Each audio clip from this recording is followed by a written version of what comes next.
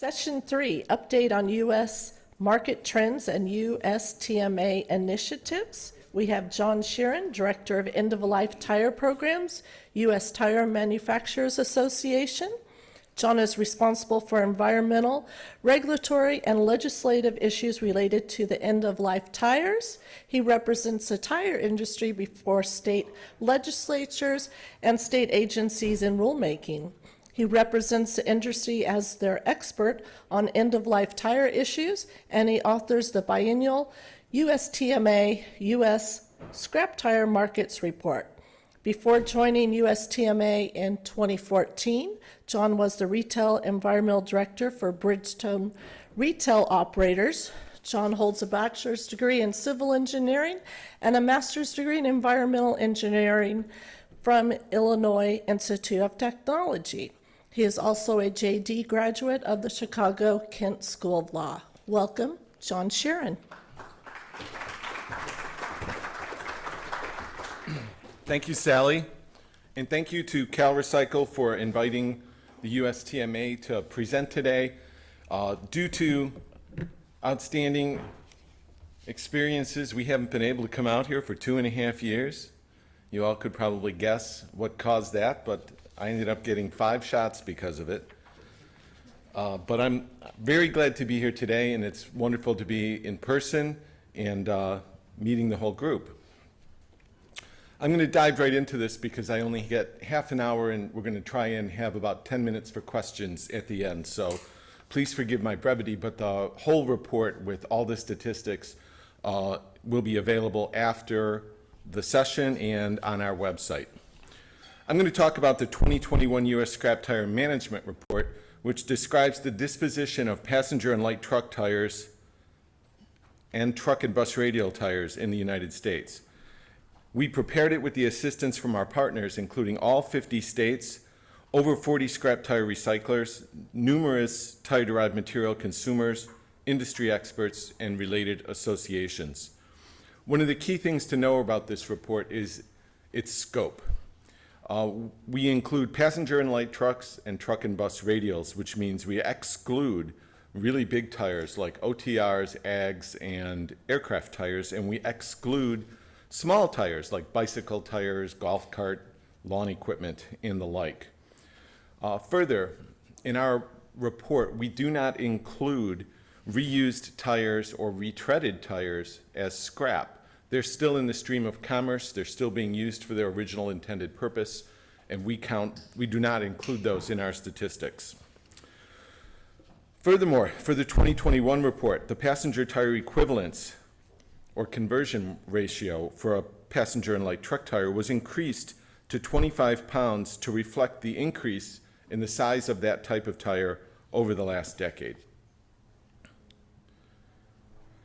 Let me tell you a little bit about the USTMA. We are the association of manufacturers that produce on-the-road tires here in the United States. And all of our members have factories domestically. We've been working on scrap tires since 1990, originally under the auspices of the Scrap Tire Management Council, and it's a pleasure to have our predecessor, Michael Blumenthal, here today.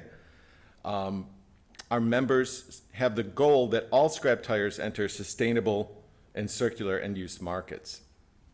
And when we look at scrap tires, we're going to look at the generation and then the disposition and then the ratio, how many are being reused.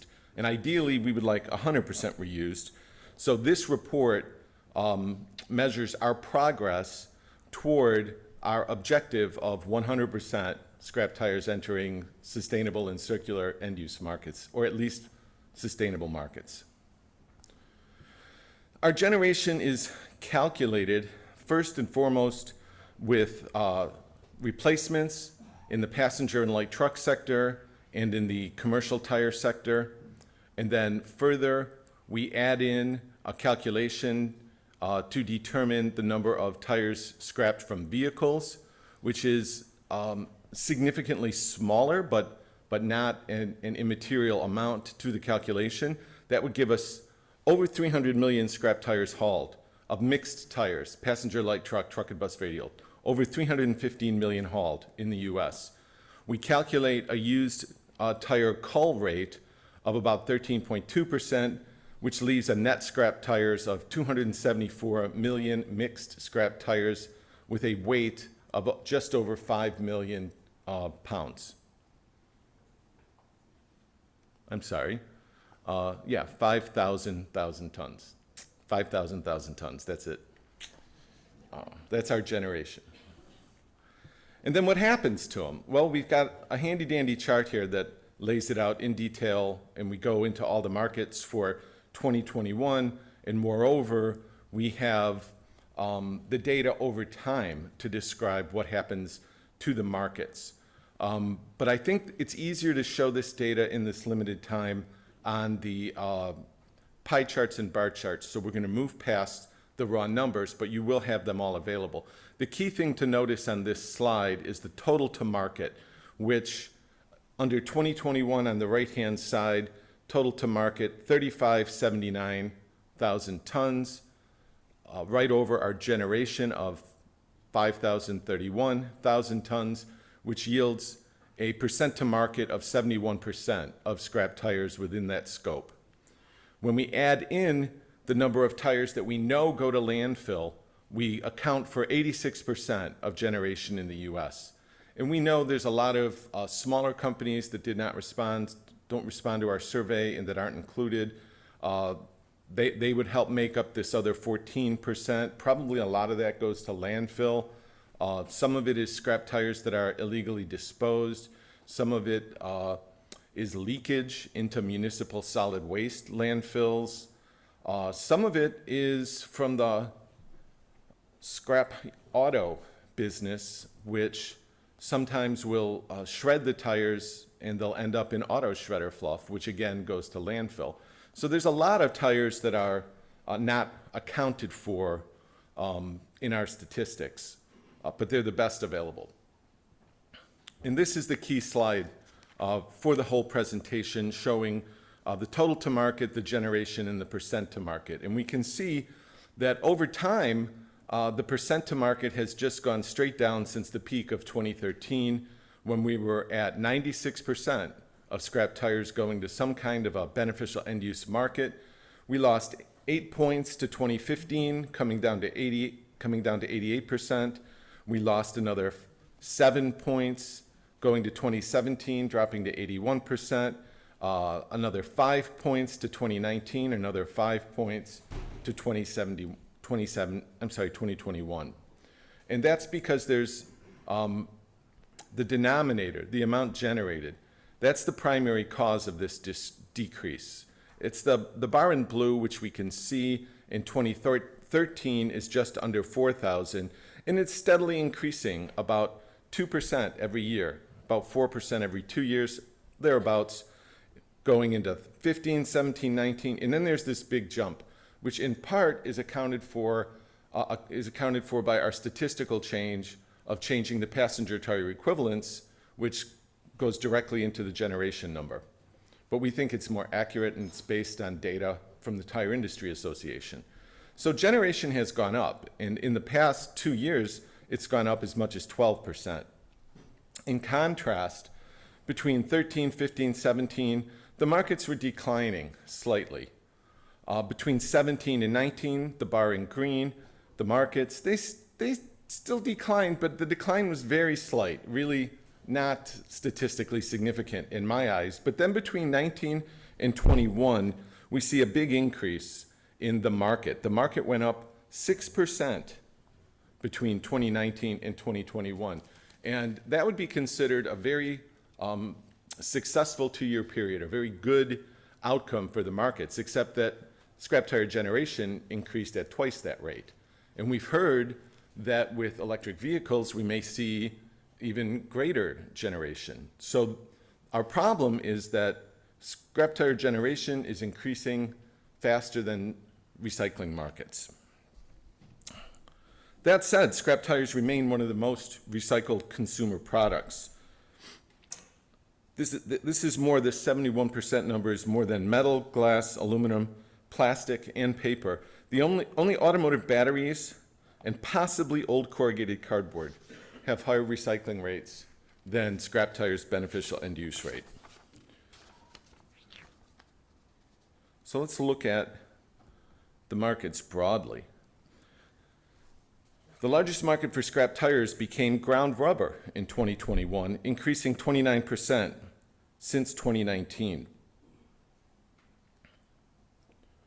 Tire-derived fuel has declined, we'll see, and this shows about 1/3 going to tire-derived fuel, about 1/3 going to ground rubber, and there's sub-markets in each of those that I'll get into, and then about 1/3 split other ways going into land disposal, civil engineering, or this other category. I'll touch specifically on the markets over 1%, but the miscellaneous uses, and there is a raft of miscellaneous uses that do not exceed 1% each, pyrolysis being an example. Those get lumped into miscellaneous uses, ag tires, cut and punch tires, baled to market tires, and the like. So basically a third, and then other civil engineering and land disposal are where scrap tires go in the United States today. This graph shows the market trends over time in a stacked bar chart. And on the bottom, we can see the tire-derived fuel numbers that are declining steadily from the peak of 2013. In contrast, the ground rubber numbers just above that, they're relatively steady in 13, 15, 17, but then we see an increase up to 1089 in 2019 and a big increase to 1407 in 2021. The civil engineering market is pretty steady, bouncing up and down above that depending on the aggressiveness of large state projects, and the miscellaneous other uses stack on top of that. And that sums up to our total to market of 80,000 tons per year. Of the markets, tire-derived fuel has historically been the largest, but now it's the second largest. This used to split up into about a third, but now we see that cement kilns are the largest portion of the tire-derived fuel market, followed by pulp and paper. And then we've still got a little slice of the pie there for electric utilities. However, as time has gone by, it's in orange here, the combined industrial boilers and electric utilities have taken steep declines. And this is predominantly due to the shift away from solid fuels in the United States. As coal-fired plants shut down and emission and discharge limits tighten up, this sector has become smaller and smaller, and we actually don't see that making any kind of a big recovery anytime in the near future. In contrast, the pulp and paper market grew somewhat between 2019 and 21, while the cement kiln market decreased a little between 2019 and 21. However, the number of users in both of those markets pretty much stayed the same. So what we see is the same number of paper mills using a little more tire-derived fuel, and pretty much the same number of cement kilns using a smaller quantity of tire-derived fuel. This may be because cement is operating at full guns, trying to optimize their cement production, or it may be due to COVID slowdowns. I'm not entirely sure, but the number of cement kilns has not really changed since 2019. The ground rubber markets, now the largest market. We break it down into 5 segments: molded and extruded, the largest, loose mulch, sports surfaces, asphalt, and then a miscellaneous ground rubber automotive category that includes not just fine grind ground rubber going into new tires, but also any automotive applications, automotive parts, brakes, sealants, and coatings, all group into that little purple slice there. And in the stacked bar chart, we can see how these markets have changed and increased over time. The largest market in the middle, molded and extruded, grew by over 25% Rubber mats and flooring are common examples of these products, and we've seen investments in those markets. In light green below it, loose landscaping and playground mulch grew by 54% between 19 and 21. Home and facility improvement activities inspired by COVID shutdowns are in part responsible for this boom. Sports surfaces, including synthetic turf, fields, and running tracks, grew 35% between 19 and 21, a surprising jump after years of pretty much no growth in that market. Rubber modified asphalt consumed 141,000 tons of scrap tires. That's a little less than in 2019. We understand that COVID interruptions to construction funding and market development impeded the growth of this promising market. The DOTs, as we understand it, were lucky to keep the lights on during COVID and keep fulfilling their primary objective of paving the roads and keeping them in decent condition, and they simply did not have time to be out writing new specifications and growing new technologies, and it didn't really happen much between 19 and 21, but we see that market as poised for growth in the very near-term future, and we've heard a lot of good things about it. And lastly, I mentioned the fine grind uses in new tires and the like. The civil engineering market bounces around to a large degree depending on the number and size of projects that happen in the field, and there was some growth between 19 and 21. There's a few centers of tire-derived aggregate in the United States, California being one of them, Minnesota, and Louisiana being several others. So there was an increase of about 6% in the civil engineering market. There's a large variety of other smaller markets that were combined for this report that consume about 6%. And I think I've mentioned those. So in total, the markets consumed 71%. That's a 5% decrease since 2019. That's primarily because generation increased 12% as markets increased only 6%. We expect to see tire-derived fuel to continue to fluctuate with energy pricing, climate, and environmental policies. And that export component of 1.7% of total U.S. generation, that 1.7% doesn't just come from California. Some of it exits the country out of Portland as well. That has declined significantly since its peaks within this 10-year period of about 3%. It's come down to about 1.7%, but immediately upon the recent energy spike, we heard that market start to turn around. So it's a small market, but it's a very agile market that takes a significant number of tires off the West Coast. Briefly on stockpiles, which is a significant environmental success story. In 1990, the EPA estimated that there were about 1 billion scrap tires in stockpiles across the U.S., and by 2021, over 95% of those have been cleaned up. And there's less than 50 million stockpiles remaining in the United States. And we mean large, illegal, and abandoned stockpiles, sometimes in the hundreds of thousands, sometimes in the many millions. Nate had some real good photos of why there's such a problem, the fire risk, the disease risk, and the like.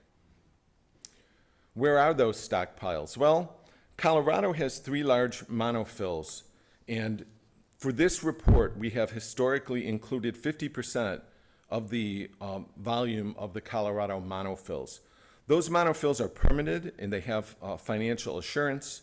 Nevertheless, our method has been to include those, and those account for over half of the U.S. inventory.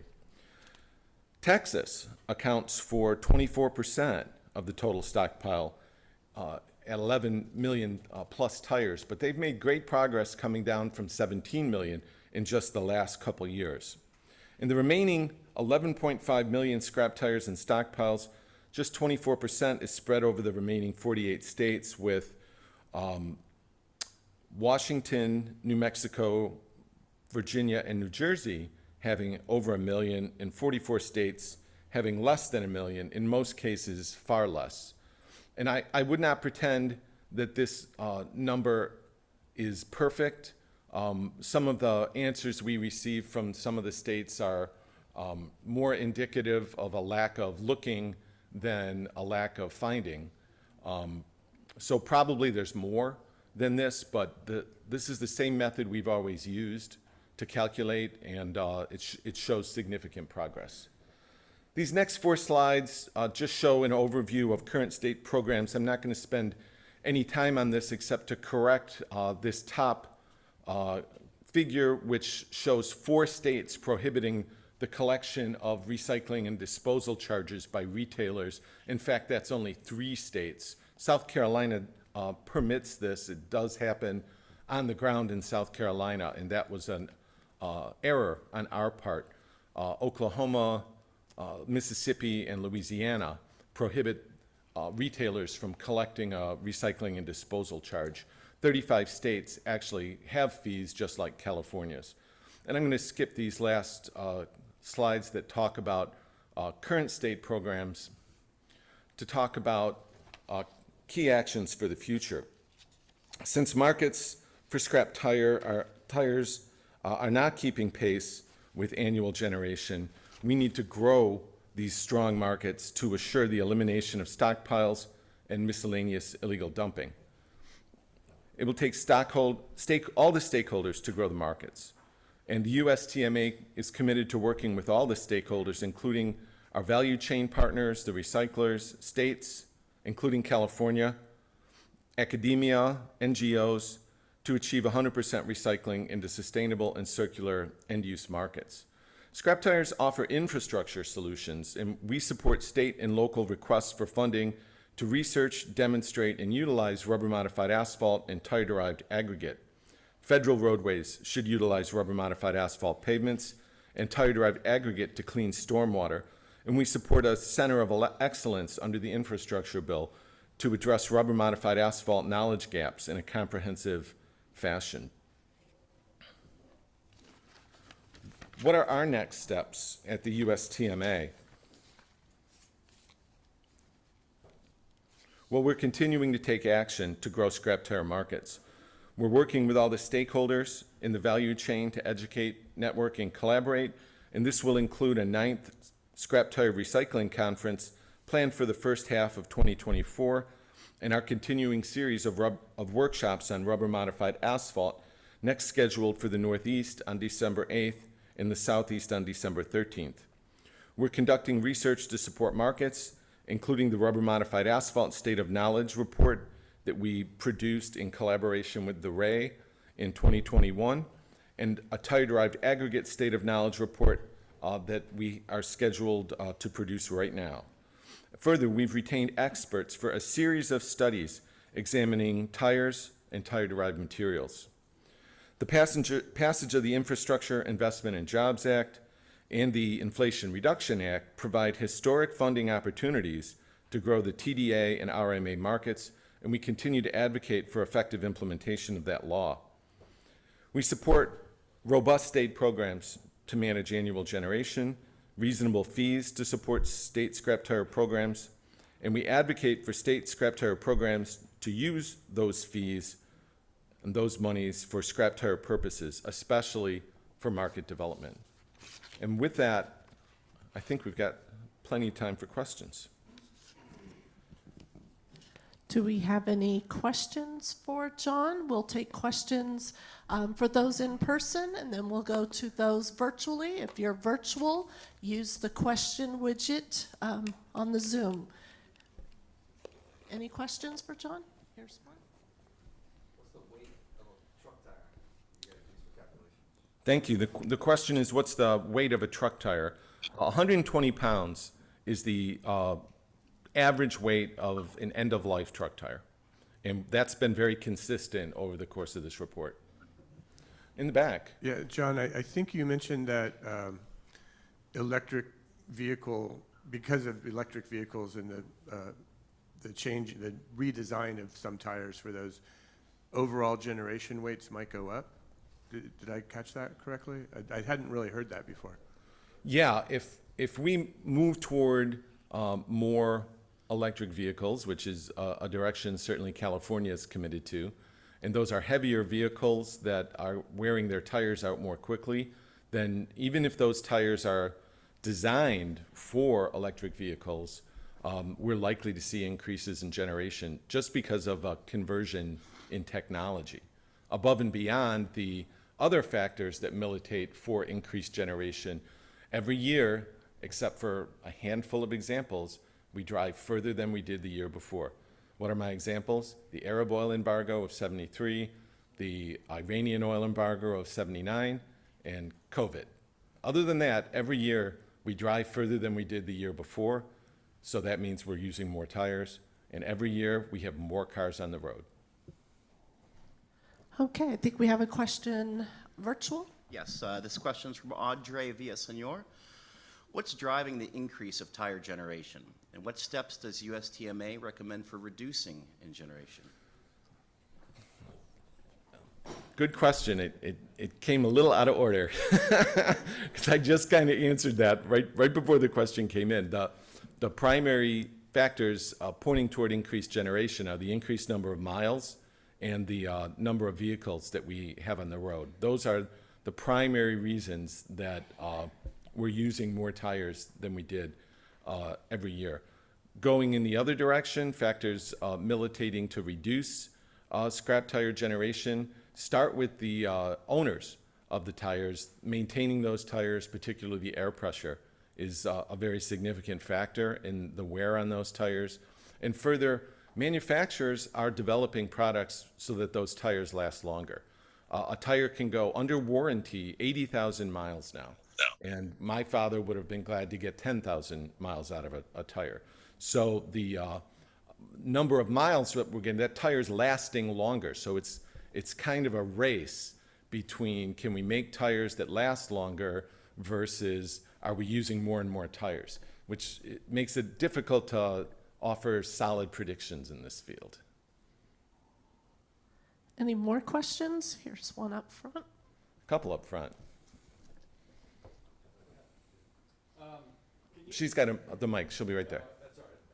Can you describe what the monofill is in Colorado that you were referring to, the two monofills? Sure. What is that exactly? Yes, a monofill, kind of a term of art, my apology. A monofill is a landfill that only takes one thing, and in this case, it's taking tires. There's a hope, just whole tires, just throwing them all in one monofill. The hope is that we'll pull them out at some time and reuse them for their valuable properties. That rarely happens, but that's the concept behind a monofill. Also, if you're landfilling just one thing, then you know exactly what it is and you can manage it maybe easier than if you're managing municipal solid waste, which is composed of everything. Yeah. Bob Sheehy. About 8 years ago when I started researching some of this, I used to see an amount or an idea that there was a good number of tires leaving the U.S. market going to South America and other places to be reused as a secondhand tire or going out of the United States for other reasons. Can you speak to the volume of that? Yeah, I can. There is a used tire market, and this is kind of before our statistics because these aren't scrap tires. They're pulled out of the scrap tire stream and then sold for $5 or $10 each or more on the wholesale level. So they're very valuable, a reusable tire. A fair number of those are exported, and I can't give you the exact statistics on that, but a fair number are exported. I know they're restricted in terms of how many can be exported to Mexico, for example, but a typical scrap tire recycler is probably in the export business of used tires as well. Other than the small amount of tire-derived fuel that gets exported, we have very little cross-border traffic in used tires. I think one cement kiln in Mexico picks up some tires out of Texas, oddly enough. On the northern border with Canada, there's almost no trade in scrap tires. There could be a Canadian scrap tire collector or a U.S. scrap tire collector that crosses the border to pick someone up just because it's convenient from a logistics point, but those numbers don't add up to anything. How about China? Yeah, I mean, the rubber and plastics going back to China on these empty boats, to do something with it. I would suggest we've never shipped rubber back to China in any significant degree, or certainly not on purpose. Going back a number of years, we heard that scrap tires were being exported through Vietnam and getting up to China, where some of them were being pyrolyzed to make low-grade fuel and such, but I think that trade was completely quashed. Over here. Yeah, Eric Sharp. You mentioned earlier about the tread life going longer right now, but I also know that there's the fuel economy side where we're using more precipitated silica in tires. And with our analysis that we've done in our lab, the main give that you get by increasing rolling resistance, getting fuel economy, is you get lower life cycle of the tire. So as we move more to fuel economy tires, do you expect more waste being generated? That's a good question. I think that tire design is a trade-off. They use these the so-called spider charts to look at the most important properties of a tire when they do new designs. And the objective is to increase your rolling efficiency without hurting your durability at all. How well that objective gets achieved is a real question. But further, the components on a tire, there's 30 plus components on a tire, 200 materials. The tread is going to be different than the sidewalls, and I think the sidewalls have more to do with rolling efficiency than the tread itself does. But we're really deep into the complexities of tire design at this point, and I'm a little out of school. But I think it's an excellent question, and it highlights the complexity of, are we going to have more or less scrap tires in the future? John Jandis Mahon. From your report, looks like we're seeing a pretty healthy increase of chrome going into molding applications. From your surveys, what do you think is driving that? A couple new facilities came into the United States in the last couple of years. I'm thinking specifically of Northwest Rubber down in Houston. So they're making more mats, for example. I think that the growth has been in some of the simpler kind of products. Cow mats, for example. Cows give more milk when they stand around on rubber as opposed to when they stand around on concrete. So there's a big market in cow mats. Interestingly, those cow mats are not recyclable at the end of their useful life. So while it's a great recycling use, it's not really a circular market. So there's even trade-offs in that space as well. But I would say we've seen some new facilities come into the U.S., which has led to some of that growth. Also I mentioned, well, I think that's it, the new facilities for that molded extruded market. Okay, let's thank John for his great presentation. Thank you.